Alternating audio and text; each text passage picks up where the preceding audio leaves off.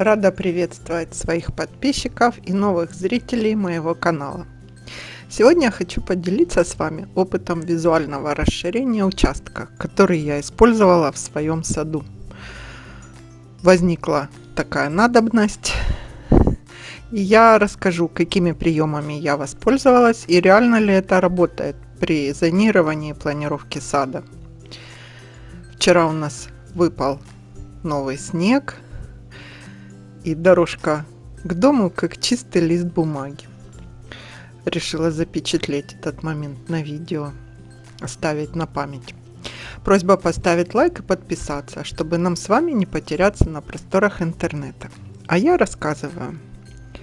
Так получилось, что мы купили участок с уже построенной коробкой будущего дома. Особо с зонированием не разбежаться.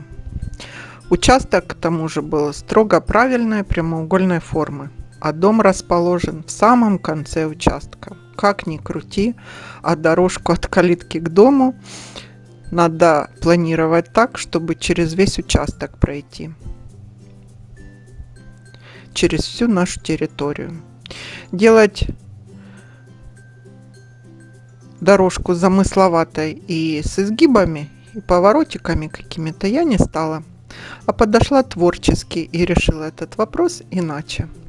Отдельно скажу, что выбрала стиль сада не природный, с природными формами растений и с извилистыми тропиночками, а приближенной к классике. Решила, что в саду будут геометрически правильные зоны, дорожки ровные и топиарные стриженные формы. Мне это очень нравится. От этого и стала плясать. Вот примеры таких садов. Мои любимые аллейные посадки, геометрические формы, круглые газоны. Первый прием, который я использовала – круги в ландшафтном дизайне участка. Из множества ландшафтных приемов я выбрала именно его – зонирование и расширение участка кругами. Это примеры круговых композиций в садах. Круг может быть клумбой, газоном или отдельной зоной. Вы сами решите, чем его обозначить. Покажу коротенькое видео, когда я снимала про укрытие роз. Я стою по центру большого круга на будущем газоне, чтобы было понятно, где мой круг на участке. Дальше увидим план, который я предварительно прочертила, когда мы еще жили в съемном жилье и только-только привыкали к мысли, что у нас появился дом и наш участок. Мыслями я тогда уже начала подготовку к своему первому садовому сезону. С чего я начала? Начертила в масштабе план своего участка, дом и предполагаемые зоны. Стоянка для машин, теплица и хозпостройки. Ну, какие мы хотели во всяком случае. По розе ветров и сторонам света определила оптимальное положение теплицы и лучшие места для будущих своих розариев. Правильные, надо сказать, не лучшие, а правильные. Кстати, знаете, почему компас имеет такое красивое название «Роза ветров»? Розами украшали первые компасы, так и пошло в народ название. Сейчас покажу первый чертеж, который себе для наглядности делала. Сейчас уже 5 раз все поменяла, перечертила. 10 планов в архиве лежит. Решила, что розарий будет по периметру круга, а в середине газон. Зеленый газон по центру моего круга работает еще как один способ визуально увеличить наш узкий участок. Про базовый зеленый цвет я уже рассказывала, когда про цвета, как розарий, создать красивый розарий, да. Кругов должно быть несколько, не один круг. Один круг ничего конкретно не изменит на участке. Они могут пересекаться, эти круги, между собой или находиться отдельно. Я прямо целые изыскания провела, как это делается. У меня второй круг – это маленькая круглая клумба у крыльца. Вот это. Был в планах еще один, но я решила от этой задумки отказаться. В силу определенных причин третий круг у меня не реализован на участке. Пример, как невероятно круто смотрятся круги в ландшафте, можно посмотреть на примерах из интернета. Если вы решите, что такой способ вам подходит, обязательно прочерчивайте все в масштабе и учитывайте уже растущие растения. Можно играть с радиусом, можно создать очень интересные клумбы из растений по кругу. Круги можно разделять между собой дорожками или наоборот, просто зелеными бордюрами. Круглые газоны и отдельные круглые клумбы — это вообще моя любовь. Так невероятно стильно смотрится.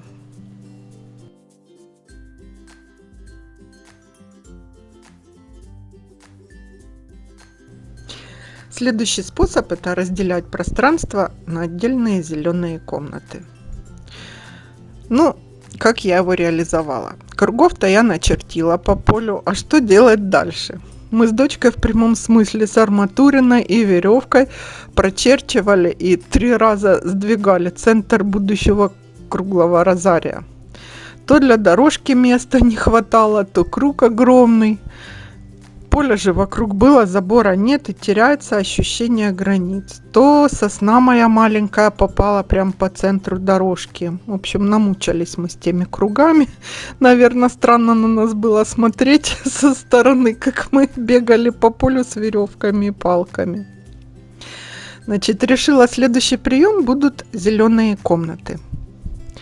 Первая появилась комната из 8 плетистых роз по прямоугольнику посаженных на перголу из 3 повторяющихся секций, связанных между собой вверху, объединенное пространство. Увидела такое на Pinterest, так мне понравилось. Всю конструкцию мы придумали и сделали сами. Я прочертила, а муж сварил. На июньском видео, которое я вам показываю, 3 секции. 3-я секция еще не установлена.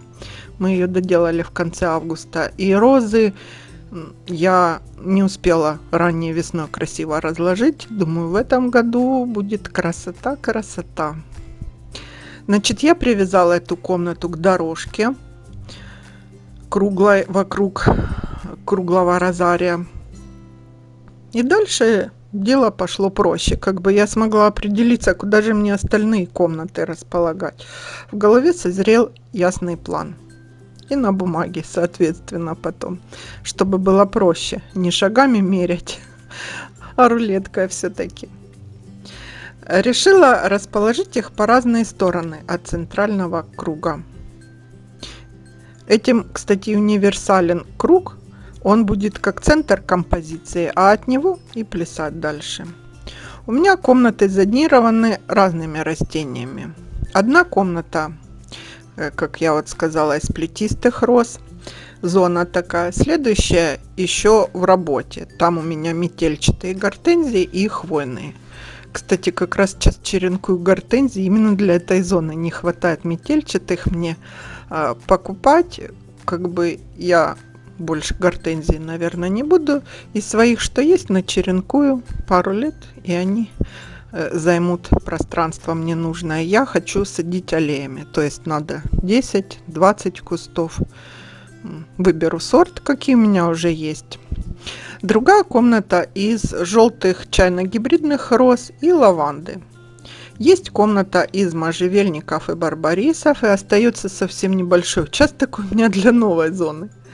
Пока все растения туда еще не подобрала, там только малыши, скальные можжевельники, скайрокеты, как вертикали будут, и пенисетум лисохвостый. Красавчик, я вам скажу. Там я еще думаю, как и что. Как это выглядит, мы будем смотреть летом. Зонировать сад комнатами — очень правильная идея показалась мне, и это подтвердилось, это работает. Сад с зелеными комнатами можно представить как многокомнатную квартиру и сравнить ее с квартирой-студией, в в какой вам комфортней, в которой в одном пространстве все, и кухня, и спальня, и гостиная, или все-таки можно уединиться в разные комнаты и посидеть с кофе или чаем, или на шезлонге полежать. Аналогия такая образная. Следующий способ – устройство дорожек поперек узкой части сада. Я опять там немножко почертила, покажу вам, как я планировала. Расположить дорожки поперек. Идея, очень правильная оказалась. И дорожки вообще в ландшафте участка, наверное, одну из главных ролей играют. Как ни странно, казалось бы, не растения, а дорожки. Потому что ими можно и накосячить, и схема вся полетит тартарары. У меня расчерчены пока основные дорожки. И стоят бордюры, и то не везде. Если вы видели по видео, мощения мы тоже пока не делали. Примеры можно посмотреть из интернета. Комнаты могут не обязательно правильной прямоугольной формы быть, а такие, какие вам нравятся и позволяет участок. Дорожки поперек надо располагать для увеличения пространства поперек узкой части сада. Тут надо учитывать, что дорожки вдоль длинной стороны удлиняют его, а поперечные, наоборот, как бы тянут по ширине участок. Это действительно так. Чертежами мучить уже вас не буду. Опять посмотрим примеры из интернета. И повторяю, что у нас дорожки все на участке ровные или строго по кругу. Извилистых вообще нет. От этого и форма клумб строго правильная. Мне так просто нравится. А вы выбирайте для себя комфортные варианты для посадок. Следующий способ – лабиринты из растений. Еще один из способов. Создать в нем лабиринты из растений и бордюрных посадок. Какие-то розовые секретные уголки в глубине сада. Или из других растений. Этот прием я тоже вначале задумала и хотела применить. Даже подобрала кое-что для высоких живых изгородей. Но по мере засаживания своих комнат, создания розариев, после установки теплицы и перголы из 3 секций, получилась большая, я поняла, что для моей задумки лабиринта не осталось места. Или придется жертвовать частью газона. Как обычно у нас, получается. Или от грядок мы отнимаем, или от газона. Пока я от этой идеи решила отказаться, но никогда не говори никогда. Моему саду только 3-й год, и все может поменяться. Скажу по итогу. Круги и круглые клумбы работают. Это можно использовать. По дорожкам. Устройство их поперек – это тоже отличная идея. Дорожки там отдельная история. Я думаю, отдельное видео сделаю. Там тоже правила какие-то есть, свои нюансы. Зеленые комнаты – это хорошая ландшафтная идея. Только к подбору растений надо подойти осторожно. Учитывать габитус растения, а то получится не комната, а чулан со временем. Разрастутся ваши хвойные, как у меня уже кое-что. И внутри комнат места даже для шезлонга не останется. На табуреточке сидеть будем. А лабиринт – это моя мечта. Особенно красив лабиринт из хвойных или из самшитов. Куда его только я определю, еще думаю. Еще у меня задумка фонтан хочу. Хотя бы маленький. Предлагаю вам взглянуть на свой участок с другого ракурса. Возможно, какой-то из приемов вы тоже используете. Как раз сейчас самое время наметить изменения, а ранней весной можно уже что-то пересаживать, если он растет не там, ваш кустик или деревце. Работы у нас с вами непочатый край. Если видео было полезно, просьба поставить лайк. Увидимся в моем саду.